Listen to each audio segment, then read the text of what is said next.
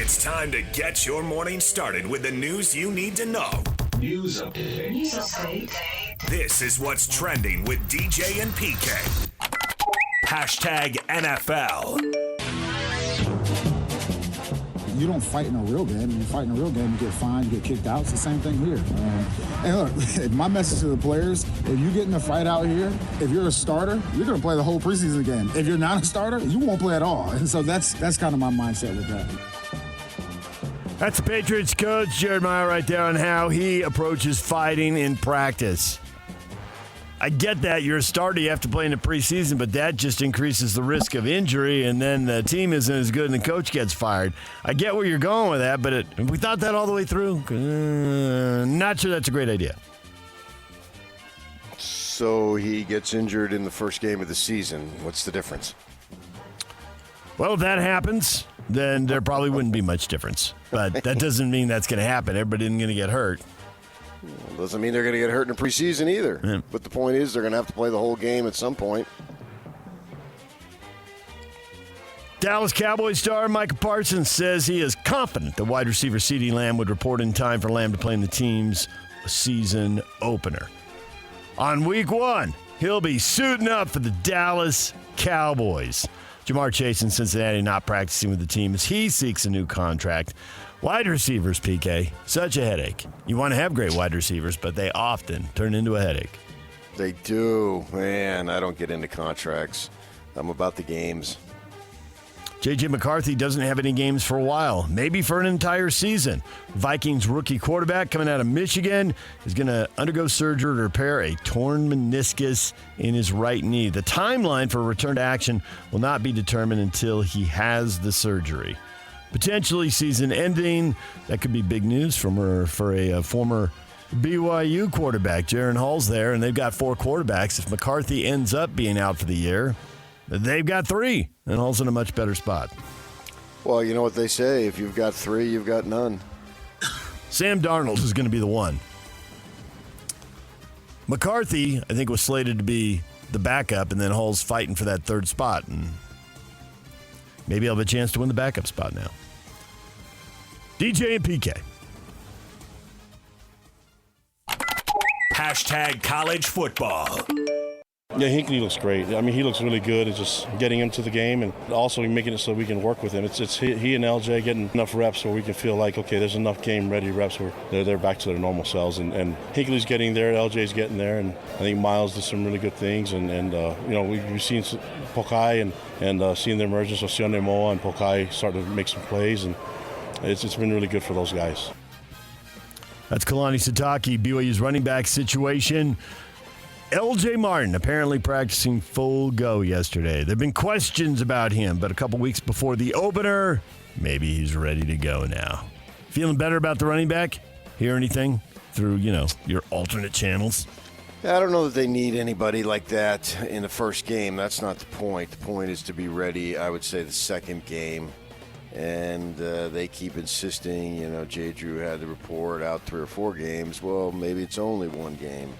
Somewhere in there, and what level of health does he, speaking of Martin, obviously, does he have in the first game that he plays? As I say, I don't think it's a big deal if he doesn't play in the first game, because if you need any singular person to win the first game, then you're going to be in trouble the rest of the season, right? That stands to reason. So continue to get him healthier for when the time comes that he's needed. I think that's the most important thing. And just looking at the schedule, it looks like the non-conference or preseason, whatever you want to call it. I call it non-conference. That they're going to need to be able to run the ball with some adequate running backs, whether it's Martin and Ropati or both. But I do think that they like the younger guys. I think that's the thing that I've heard. Rather than focus on the injury, the thing that I've heard, and y'all can probably back me up, is they do like a couple of the younger guys. And maybe with those, we really only have 1 gimme this year. We'll see how it plays out, that they can have that opportunity to explore some playing time at that point. Get to know Pokai Haunga. Yeah. Say it one more time. Pokai Haunga. Pokai Haunga. Haunga. His last name might be easier to pronounce than the first name if you just look at the name on paper. Well, when you worry about your team having injuries, then when you look up, you realize, hey, the other guys have injuries too. BYU's going to play Wyoming game number 3, and Wyoming starting running back Harrison Whaley set to undergo a scope on his knee. He was injured last week. His status for the early part of the season to be determined, very much in doubt. So week 3, the Cougars might not be facing the other team's starting running back. And this is happening all across football, knee injuries. Oklahoma Sooners wide receiver Jaden Gibson is going to miss the season with a knee injury. Suffered it last week. 6'5 junior, caught 5 touchdown passes last year, one of them against BYU. And the Texas Longhorns are now down to just 3 healthy scholarship running backs after their freshman, Christian Clark, tore his Achilles in practice earlier this week. Former starter C.J. Baxter was lost last week. Jaden Blue is the lead back now going forward. Jared Gobson, Quintrevian Wisner, the other options. Well, if that's a big deal, then they just put another running back on scholarship. Maybe a walk-on? How about former linebacker or safety who played running back in high school? They got one of those? Flip him from the other side? Whoever doesn't have a scholarship, put him on, and then you got one more than you had. You follow me? Yeah, we follow you, PK, but you get... Oh, never mind. You get it. University of Tennessee announced a long-term deal with the Travel Center giant Pilot that will preserve the names of Neyland Stadium and Shields-Watkins Field while giving the Knoxville-based company prominent signage throughout the stadium and on the playing surface. It's a 20-year deal for the school. More money for an SEC school. All right. Well, you have to have signage time. I mean, that's important. There it is. DJ and PK. Hashtag NBA.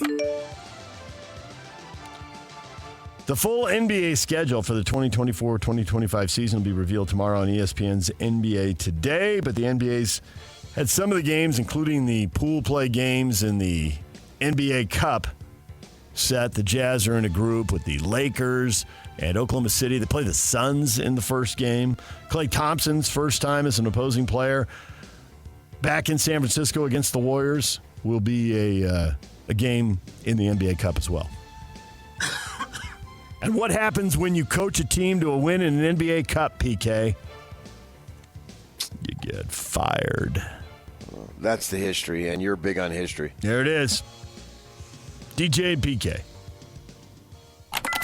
Hashtag Major League Baseball. The 2-2s swinging a fly ball right field. This one's deep. Going back. Haniger looking up. And it's gone. Grand slam for Jake Rogers. Oh, man. What a night. 1-0, and Ohtani rips this one to right field, way back upper deck. And the show rolls on in Milwaukee, his second home run in as many games. And the Dodgers lead it 2-0. Soto drives another. Deep right field. Way back and gone. Goodbye. A 3-homer night for Juan Soto. Oh, he's sensational. Jake swings and slams it fair. Inside the bag at third. Carroll scores. Del Castillo scores. D-backs win. Highlights around Major League Baseball, Juan Soto. Not 1, not 2, but 3 home runs in a game for the first time in his career. Yankees 4-1 winners over the White Sox. Yankees lead the AL East. Soto, just adding to those numbers, he's 25 years old, closing in on 200 home runs. Can he stay healthy? What can he do? He's building a heck of a career, PK. It really is. I mean, you look at his career marks. I think he had 35 last year, so it looks like he ought to pass that, but I believe he had like 110 ribbies last year. OPS was over 900. This guy's a sensational player, and being in New York, speaking Spanish and English, he speaks English excellent. He's just going to be a star. I mean, he already is a star, but I mean like a multimedia star is what I'm talking about. He's a star on the ball field, but I'm talking about what he can build. You know, we've seen a couple of guys like in Boston with Big Papi and Pedro Martinez become these huge stars in their communities, which are big communities, obviously. And Soto, he's on his way of doing that, man. He's just a great, great player. Yankees have the lead in the AL East. The best record in the American League belongs to Cleveland. Guardians beat the Cubs 2-1. Cleveland tied with the Dodgers for the best record now in all of Major League Baseball. The Dodgers win again.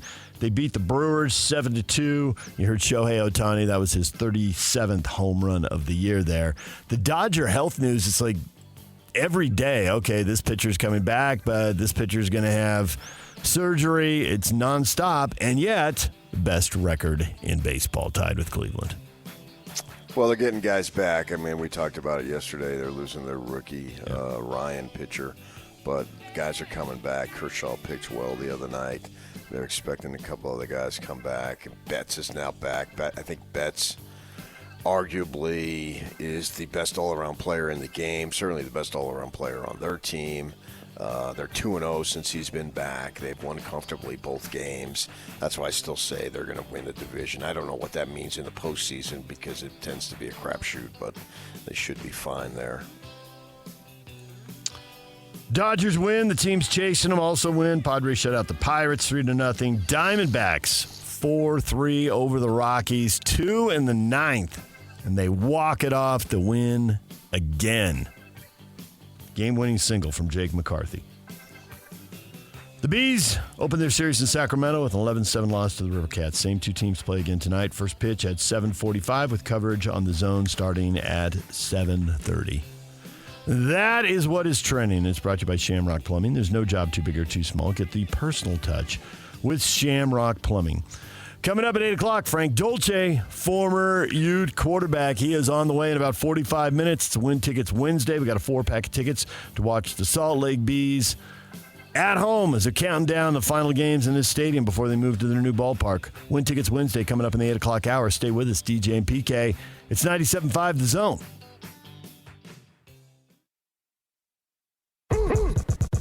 Ladies and gentlemen, may I present... This is JJ and Alex. Joining us on the program right now, he is one of the gurus of college football, knows everything top to bottom in the game, so we're going to ask him top to bottom of all of it. Stuart Mandel, editor-in-chief of the Athletics college football coverage.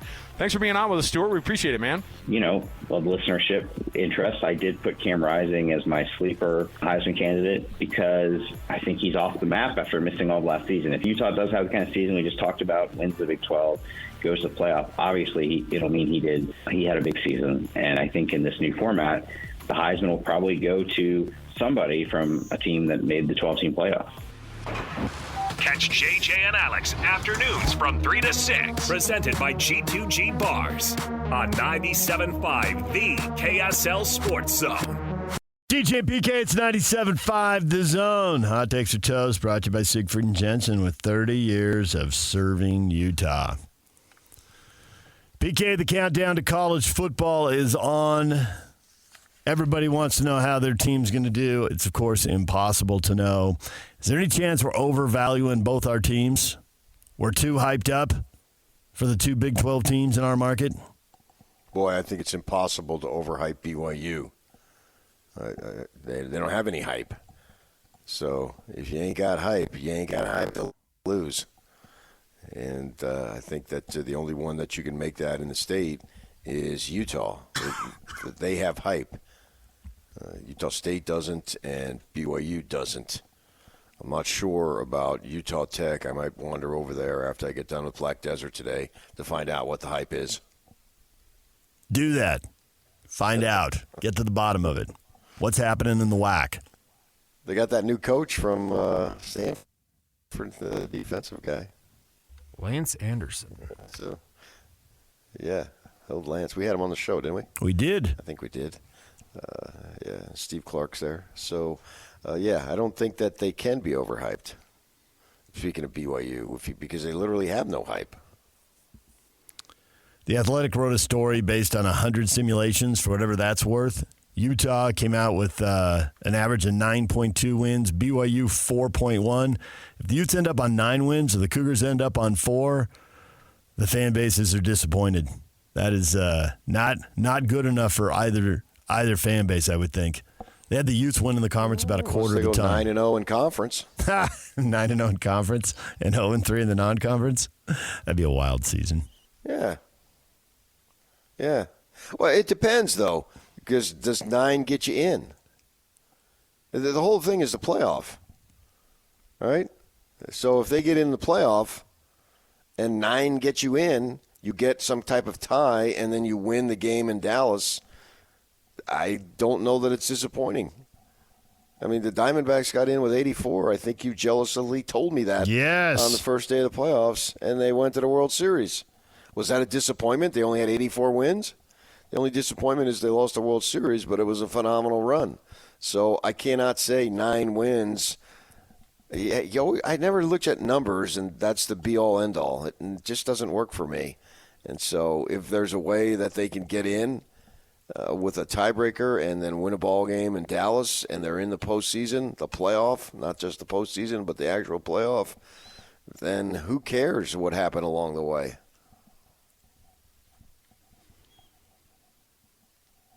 Nine wins, I guess 7-2 tiebreaker, and somehow they drop a non-conference game. Although right now we think they're going to win them all, but part of underachieving, I guess, is dropping especially somewhere in a along sport like the way. Football, in which Cam can sit out a game or two, and you lose those games.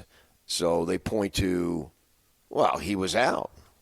Look what he did when he came, when he was healthy and playing. I mean, they basically, I'm going to say rationalized, and that sounds negative, but I don't mean it negatively. But they're basically, and certainly within justification, rationalizing last season because of the fact that they had so many dang injuries, and they had the big one at the quarterback, and obviously he missed the whole season, as did Keithy, right? So they could look at that and say, well, he didn't have an opportunity to play for whatever reason. He was sick. He turned an ankle. He was late to the game because he was making more NIL money. Any number of reasons. Late to the game. Showed up at 2. I was signing autographs till 1:30. What do you want from me? Well, that's his job. This is part-time here. This is for fun. Yep. His job is NIL. Let's go. 6th place, 75 yards. Here we go. So I was late. Right? Hey, don't tell me we're not going to have that happen at some point. That's where they're making their money, so that's where your job is. Coach, I got to be in Portal W until the start of the second quarter. Taking selfies. Well, some company may have him on a golf trip somewhere, and there was a delay in the flight. The Learjet didn't get back in time. Yeah.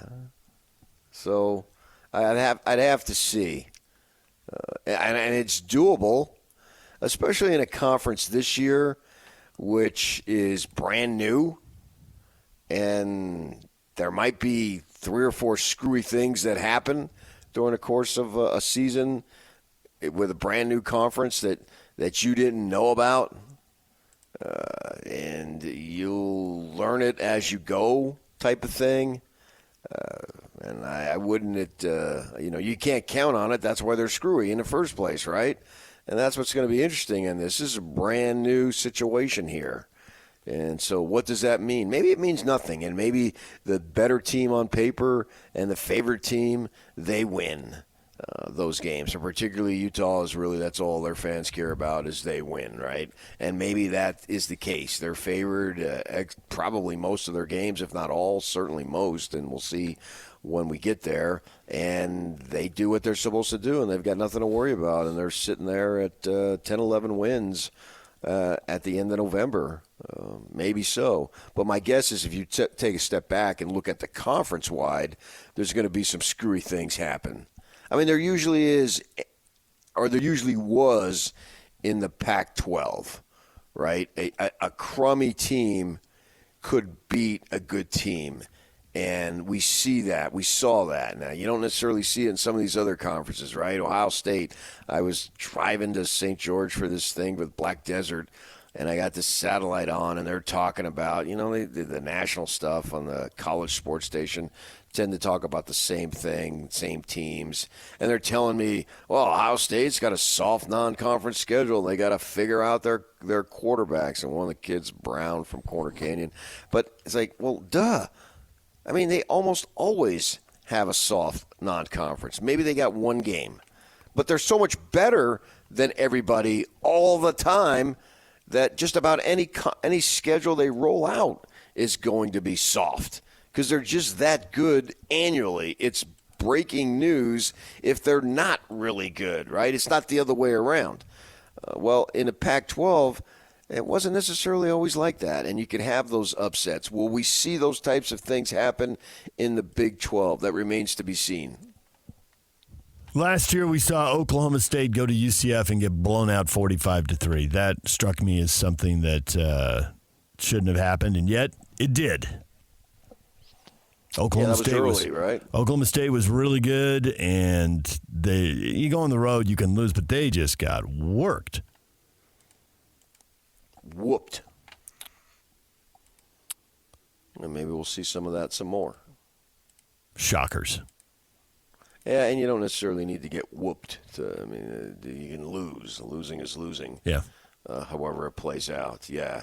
And so you're going to have some teams here, obviously, that are still, even teams that were in the conference last year, are still going to places that they haven't been. That's part of the magic of this league. Everybody's going to have to do it. Yeah. It's going to take a while. And if you listen to Kyle, it may never happen because by the time the Utes would have needed the time to get to all the different places, he thinks they're going to be out.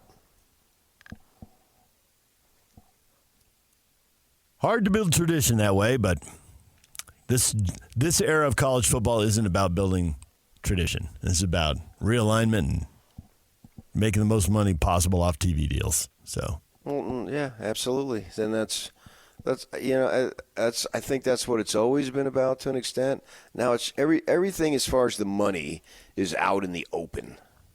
We don't have to play this game anymore and pretend it was something else. Pretend it was first and foremost an academic endeavor, as my man used to say. A great line. Well, it's not first and foremost an academic endeavor. It's first and foremost a cash endeavor. And now everybody knows about it, right? And that I think that you may not like it, but I've always felt my philosophy is give me the truth, and then I'll figure out a way to handle it. One way or another, I'll handle it. I may not like it, but I'd rather have that than have a smokescreen and try to pretend that it's something else that it's not. That's what's always gotten under my skin.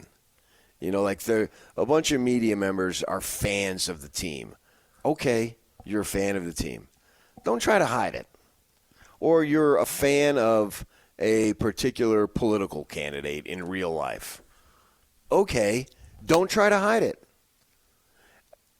As Shania Twain once said, okay, so you've got a nice car. You know what I mean? And man, I feel like a woman, right? Okay, you got a nice car. Well, I can deal with that. Don't try to smokescreen me. That's what drives me nuts. So any smokescreen, if the Utes are at 9 wins, have we really overestimated who they are? Or if BYU ends up at 4 wins? I think that I'd have to look at, again, I can't just look at numbers. How they got there. The context of the season. But I will say there's a possibility I could spin good enough for Utah at 9. But there's hardly a way I could spin 4 wins 4 and 8 for BYU as anything but, a big disappointment. Those guys on the coaching staff are in trouble. Right? 4 wins. That's a regression, obviously. And you've been telling me that you're getting better. You got to build it. And, okay, Utah, they had that first season. It was a screwy season. The league wasn't in a good spot. They took advantage of it and found a way to get some wins there. But then they go 5-7 the next couple years. But at least there wasn't regression. And I'm trying to remember. I can't even remember all the games.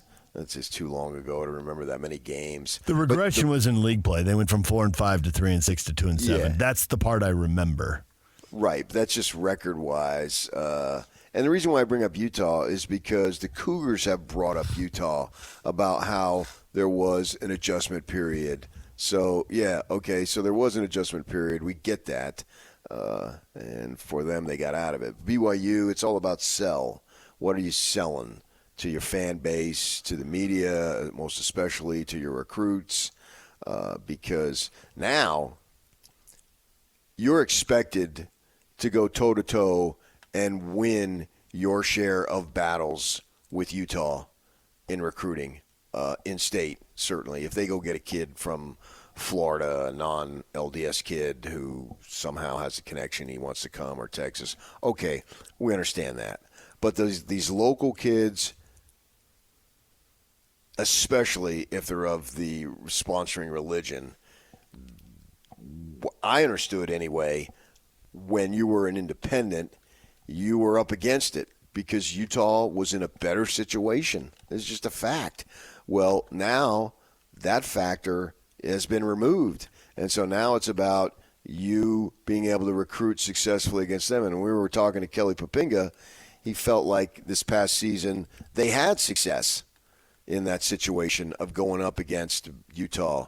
And they should now, because what does Utah have that BYU doesn't in better English than what Larry Johnson did that Karl Malone have not did, right? Utah has an immediate better tradition. I think they're still in a little bit better of a program. They're maybe not even little, but they're still a better program. But, the kids that you're recruiting, they're looking at 2-3 years down the road, right? Especially if they go on a mission. They're not going to be here the next 2 years. So you got to be able to sell your program in a positive light. And 4 wins, man, that's going to be hard to do. 4 wins would almost certainly be a disaster. Right. It just seems like there's so many games from last year that could be turned around, especially if they brought in better players. You got to be healthy, and we're all wondering about the key position at quarterback. But 4, yikes. Now, all these simulations are going to flatten. The best-case scenario for every team is better than this. I mean, there's 100,000, so there's disaster scenarios where you have a bunch of injuries and lose a bunch of close games that pull all these averages down. So these simulations, when I see that, I don't even bother opening them. You don't care. They literally make no sense to me. They look a lot like the preseason poll, both the conference poll and the coaches and the media top 25s. The 5 teams that got first place votes are the 5 teams that ended up in the top 25 with the coaches and the media. And they're 5 of the 6 teams here, with Iowa State having a slightly better chance than Kansas to win the league. So people are, you can argue to what level this will happen, and we won't know until we get to the actual games, but people are spotlighting the same teams: Utah, Kansas State, and Oklahoma State. Right behind them, kind of the next tier, Arizona and Kansas, maybe Iowa State too. Keep looking at the same teams. So those aren't really simulations; they're just forecasts. Well, I agree with those forecasts. Yeah. They use the simulations to forecast so whether it's some guy running 100,000 simulations or somebody submitting a vote for the conference media day, they're valuing the same teams. I don't even know what a simulation is. It literally makes no sense to me. It seems like every night you see something come up. Oh, this team had a 3.4% chance of winning, and then they did, right? Because they go in the moment. That thing. And I get it. It's a discussion point, so I've got no problem with that. And whoever wrote it or did it, you're sort of in a quiet time right now. We're halfway through the training camps. It's like, let's get on with it. I mean, you don't even have any practice games to play. At least in the NFL, you bring in a team. Pittsburgh might bring in Cleveland or something because they're close by and they can scrimmage a little bit. And then you have a preseason game that you can overblow. But it gives you at least it may not be a filet mignon, but at least it's some kind of meat that you can talk about, right? Well, in college, they don't have that. They don't bring in another team that's up the road, and you can have a simulated scrimmage and a controlled practice, and obviously they don't have preseason games. So you need something, and if that's your assignment, you got to come up with something. I get it. So you do these types of things. I just don't put a whole lot of stock in it. I don't criticize the folks for doing it. I don't criticize the folks in radio land trying to come up with another topic as you're waiting for the games and seems like the 2 weeks before move awfully slow. I understand all that. It doesn't really hold much water with me because maybe it's just my limited knowledge. Once we start getting into math, I'm stupid to begin with, but I get really stupid. That's why you were in that class. There's some bad math test when you're 5 years old, so you got put in the class with all the kids who botched the math test. It's the dumb class. You are politically correct. You should have been a junior high administrator. It's a dumb. I was in the dumb class for 7 of the 8 years. You were in the dumber class. School. You're not dumb, VK. No, I was in the dumb class. We were labeled. We knew it full well. I knew at 12 years old I was stupid. They told me I was stupid. We knew it. And we relished in it, man. That's the thing you don't understand. You act like it's such a big negative. Oh, it scarred you, clearly. And we can all hear it. We relished it. We instead of family on 3, we're stupid on 3. I'd give anything for a sideline mic to pick that up in the postgame. Coach, did we really hear that? And then 8th grade, since they realized, we've sent a 7-year message that shouldn't be sent. Then they went and did every other one, and so you had half the class then were smart and half were stupid because we had 2 grades. 2 grades of first grade, 2 grades of second grade, blah, blah, blah. You mean 2 classes? 2 classes, I should say, yeah. And so we knew it by the time we got to the 8th grade, and they decided to split us up, and they literally just went every other one. So that meant half the class was smart, half the class was stupid. And the ones that I were in, the stupid one, if we had any questions, we just turned around and asked one of the kids from the smart class. And so the teachers are probably thinking, the nuns were probably thinking, we should have done this earlier. This is much easier on us. We don't have to just go over this a million times. Half the class is going to get it, and then they can help the stupid kids. Yeah, it worked. DJ. And somehow, hold on. Okay. Sometime I got through the system being stupid, and I made it. And I'm making more money than I ever thought I would make. So it's okay. Maybe the nuns were wrong. Maybe you weren't dumb. Oh, I was stupid. No, you're confusing intelligence with shrewdness. When you lose in intelligence, you make up for in shrewdness. Yeah, and street smarts and the ability to sniff out a BSer because you are one. Yeah. I mean, it's not like the Lord didn't bless me with some. It just wasn't that area. You follow me? I just buy the math part. I figure it was a math test you botched. That's the problem. Well, people who were along the lines of, and I think it's true today, people who are along the lines of writers tend to be really stupid when it comes to numbers. Not all, obviously. Nothing is absolute. But, yeah, that's why my wife handles everything financially. Literally everything. Math, over there. Oh, yeah, when we first moved to California, after the 3rd month when I was in charge, and the owner of the apartment said, you bounce one more rent check, I'm kicking you out. True story. Can't have that. Right. So I turned it over to someone who had a clue. And that wasn't me. DJ and PK, it's 97.5 The Zone. Frank Dolce stops by to talk Utes at the top of the hour. DJ and PK, it's 97.5 The Zone. This is Jake Scott and Ben Anderson. You can't tell me, though, that Anthony Edwards isn't a better player than LeBron right now. No, I think LeBron's still better. Than Anthony Edwards? Yeah. You're crazy. Yeah, still better than Ant. I certainly trust him more in this type of scenario where he is a much better point guard than those guys. Notice you didn't say better player, because he's not. To be fair, he's still awesome and was, in my opinion, the best player on this Olympics team. And when they needed to go late, he got the MVP. Other than in the gold medal game, which credits Steph, he was the guy. LeBron had been the player they went to, and I would still note that was pretty awesome defensively, including was a huge difference maker in the 4th quarter against Serbia when he was guarding Nikola Jokic for big possessions, and because he is so strong, he was able to stand up Jokic. Just because Steve Kerr is a coward and doesn't want to pick a fight with Adele, they're forced to play LeBron the whole time. Hello. Hear Jake Scott and Ben Anderson every day from 10 to noon on 97.5 The KSL Sports Zone. The band of the day today is Amberlynn. It's brought to you by Live Nation. For all the live concerts and events in 2024, check out livenation.com. DJ and PK, you referenced that storm, PK. Did you get out of town before it hit, or did you get caught in it going south and it delay you for a long time? And it was raining as I was heading south. I've got an assignment at Black Desert today. So I was in some rain, but at the same time, you drive another 20 minutes, and it was totally sunny. And then you'd hit some rain some more, and it was to go that way. It was bright sunshine in Spanish Fork and Pace and Springville, and then you look north, and there's this wall of clouds that looked like something out of a movie. And when you get in it, there was hail everywhere, and the freeway came to a screeching halt. So crazy stuff. Bizarro. Good time for the Bees to be out of town. Supposed to continue today? Don't know. I don't think it's supposed to be that bad. It's supposed to be drying out, I think, starting today, according to the forecast I saw. There you go. Drying out. Okay. College football countdown is on.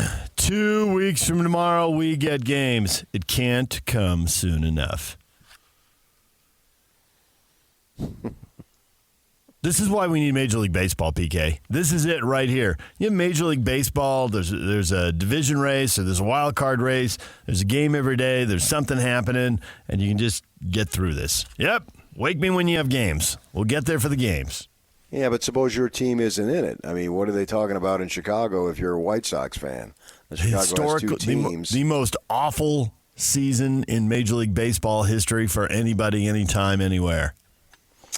So I was listening to Mad Dog, the guy who's on ESPN, Russo, on Wednesdays, right? And he always sticks his face into the camera, and he takes the most minute thing and blows it up like it's the biggest thing with all of his East Coast, New York area yelling and all that stuff that I'm intimately familiar with, so I don't bat an eyelash when you just call start talking loud. Sunday dinner. Yeah, I mean, it's what you grew up with. So, I mean, he's the epitome of what I grew up with. And so he has this caller, right? He's taking some calls, and he's getting somebody from the East Coast. I've been a Mets fan my whole life, and he's got the attitude, and you can just stuff that I was just like I know like the back of my hand, right? And he made this statement that he wants to see the White Sox win. Now, he said so he's got to be in his 60s, 70s maybe, because he was a Mets fan, and they started in 62. And what did they have? How many losses did they have? Whatever it was, so 120, I think. I think it was 40 and 120, and they didn't play a couple games. Right, so they have the record for most losses in a season. And he said that he does not want that record broken. He wants, as a Mets fan, he wants that record to be intact. He wants to keep it. And I'm thinking, what are we talking about? And so I'm listening to this as I'm driving south for this assignment today at Black Desert. And he made his case that, well, they were the lovable losers and all that stuff. And I don't remember the team at all, obviously, but I heard about it growing up, and we hear about it. So you can go back and look. And then what, in 69, they won the whole thing. They were the amazing Mets in that year. Mm-hmm. Right? So they won, and I think they've won 2 World Series in their 58 years, I think, of their existence. 60. And 60 plus. So he was talking about that, hey, they really sucked because they were supposed to suck. They were an expansion team, and there wasn't free agency. Then we know that the Diamondbacks, they came into existence in '98, and they spent a ton of money right off the bat. And then in 2001, so 3 seasons, they won a World Series, right? Well, that's not the way it was done back then. You were supposed to suck for a good long while. Players didn't move around, certainly not to the level that they do now, and there was hardly anything. There was no free agency, right? And his point was that that's a badge of honor. And I was thinking, is that really a badge of honor? But he made it sound, he was making a compelling case that it was a badge of honor, and he wanted that in the record books, that season lives on in infamy for the rest of existence. I don't know what pace the White Sox are on now, but he does not want to see that broken. And as a Mets fan, he was proud to say he was a Mets fan from the beginning because I think the Mets were brought in to replace the Giants and Dodgers, right? Because they had left to go in their National League, and then the Mets came in as a National League team and all that. And so he felt like they earned that mark, and he wasn't on some Johnny-come-lately who now is trying to do what we've seen, the MLB version of tank. And it worked for Houston, right? And it worked for the Royals. These are teams that won World Series by tanking.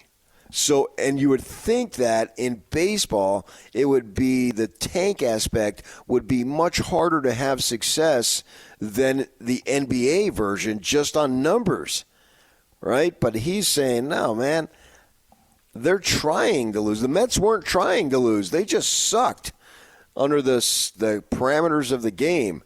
So he wants that 120-loss team to stand up and be proud. It's like the reverse of the Miami Dolphins. No one else can be perfect. Over here we got the Mets. No one else can be atrocious. Right. What level of proximity to 120 losses have we gotten over the last 60-plus years since the Mets set that record? We've had teams get to 110, but that's about it. I'd have to not look really anywhere near it. Yeah, I'd have to look year by year, but I think 110 is about as bad as it gets. Right, and this tanking aspect of it. Oakland lost 112 last year, and they're trying to be terrible and move. And 112 is something the White Sox ought to fly right by. But it worked for two franchises right off the top of my head. And you can make an argument the Marlins. I mean, the Marlins won a World Series and then completely broke up the roster. I mean, they were terrible the very next year. And then they got back and won another one. It's long enough ago with that. I can't remember exactly how quick it was and how much they leveraged that bad season as far as. But I don't think that they got better exclusively through the draft. Or overwhelmingly majority through the draft. Whereas we remember Kansas City and Houston built it up with young guys. Yeah, and it worked. Kansas, you could say Houston cheated, blah, blah, blah. Okay, fine. They were still a very good team. Yeah. Right, and they have been a pretty good team since. They got off to a horrendous start this year, but they've recovered from it. So as we go through this relating to the Jazz, there's a lot of angst on this losing, but you have to look at it if they're going to go down that road, to what extent does it pay off? If you just have minimal competence in management, you ought to be better in 3, 4, 5 years. If you have really good competence in management, then you should have an opportunity to be contending. Right? That the system is set up for you to take advantage of it, and the rules in the NBA, the way they've changed so much to incentivize the homegrown player to stay, that's there for you for all those things. So it's all sorts of interesting as you look at these teams that lose and how they get better and what they do to get better. It's there for you to achieve that. It's not like for the Jazz, this is an impossible task. It sucks to go through it, but I think that people, they sort of move on to other stuff. Now, with the Jazz, with these 6 young dudes, they're going to lose. There's no doubt about it. We saw it in last week in the Olympics. The guys for the U.S. who were leading the way were all in their 30s. What would you say, Curry, 35, 36? What did you say it was? I think it was 34, 36, 39. Yeah. Yeah, right. I mean, that's advanced age in this league. Truly advanced age, right? And they weren't in the league, but the Olympics. The Jazz don't have that, but what they do have that I think can at least be intriguing in the short term is the development of these dudes. Because even if you get that big game hunting and it comes to pass, you're still going to need these guys to be supplemental players to one extent or another. So as we go through this winter, we have the opportunity now to double our intrigue on development because they had 3 last year and now they got 3 this year, and that equals 6. So I find reasons to turn on the television come November, December, January, blah, blah, blah. Your 35, 36, and 39-year-olds have been in the big moment and can handle it.